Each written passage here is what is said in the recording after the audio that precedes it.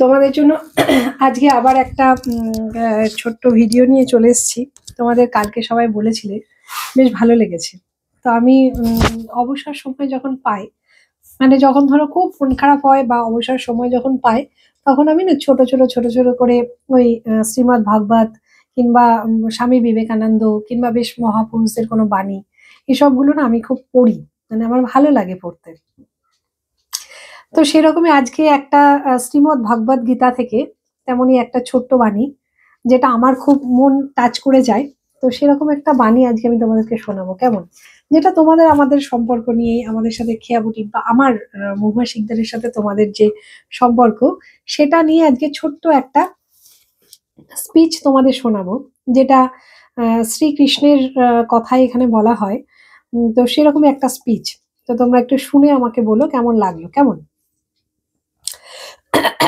পায়েস ছিল শ্রীকৃষ্ণের খুব প্রিয় একটা খাবার। এর মধুর স্বাদ তার মনকে প্রফুল্ল করে তুলতো। আমাদেরও করে।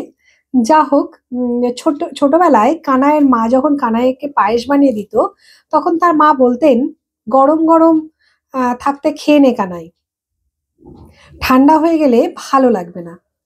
আর কানাই তো ছিল ভীষণ দুষ্টু। সে দুষ্টুমি করে যতক্ষণ না ঠান্ডা হতো ততক্ষণ ওয়েট করতো। ঠান্ডা হওয়ার পরে মাকে গিয়ে বলতো যে, মা পায়েসটা ঠান্ডা হয়ে গেছে, গরম করে দাও।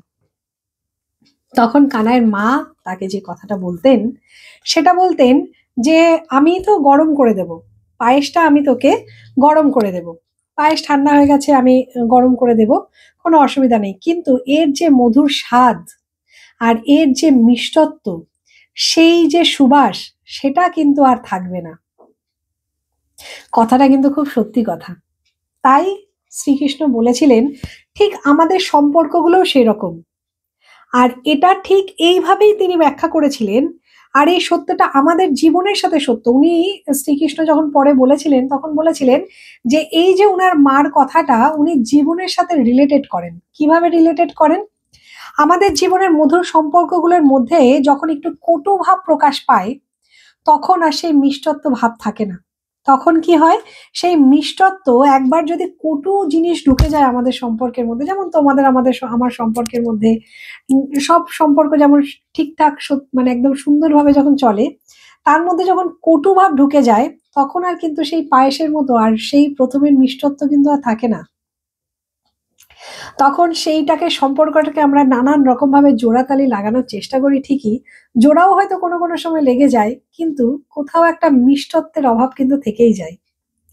তাই তিনি বলেছিলেন যে মিষ্টত্ব ফিরিয়ে আনা প্রায় অসম্ভব হয়ে যায়। আমরা চেষ্টা করে সেই সম্পর্ককে ঠিক করতে পারি ঠিকই, ঠিক করতে পারবো ঠিকই, কিন্তু তার জন্য অগাধ পরিশ্রম করতে হবে। সত্যিই তাই, আমাদের কিন্তু অগাধ পরিশ্রম করতে হয়। একটা সম্পর্ক যদি ভুল বোঝাবুঝির কারণে বা কোনো কটূক্তির কারণে ভেঙে যায়, সেটাকে কিন্তু ঠিক করতে যাওয়ার জন্য প্রচুর অগাধ পরিশ্রম কিন্তু আমাদের করতে হয়। কিন্তু সম্পর্কে সেই মিষ্টত্ব আর ফিরে আসবে না। সেই জন্য আমাদের জীবনে সেই মিষ্টত্ব সম্পর্কগুলি আছে, তা আমাদের চেষ্টা করা উচিত সঠিকভাবে যতটা সম্ভব যত্ন নেওয়ার। ঠিক যেমন ভাবে গরম পায়েস কানাইকে ওর মা খেয়ে নিতে বলেছিল, যার স্বাদ যাতে না হারিয়ে যায়, তেমনি তোমাদের আমাদের সম্পর্কগুলো ঠিক সেরকম ভাবেই থাক। যেখানে মিষ্টত্বের সম্পর্ক আছে, সেই মিষ্টত্ব সম্পর্কটা থাক খেয়া বুটিকের সাথে। এমন কোনোদিন যেন কোনো রকম ভাবে আমাদের সাথে সেই সম্পর্ক তোমাদের নষ্ট না হয়। এটাই আমার খুব, মানে ভীষণভাবে একটা আর্ট, মানে কি বলবো, আরতি তোমাদের কাছে, যে সম্পর্কটা যেন সেরকম মধুরই থাকে। যেমন মধুরভাবে শুরু হয়েছে, তেমনভাবে যেন মধুরই থাকে। সবসময় আমি বলি, আমার কথা, আমি লাইভে বসার সময় যদি কোনো কথা তোমাদের খারাপ লেগে থাকে, তো আই এম সরি। কারণ আমি কখনোই চাই না তোমাদের সাথে আমার রিলেশনটা কোনোদিন খারাপ হোক। Thank you so much.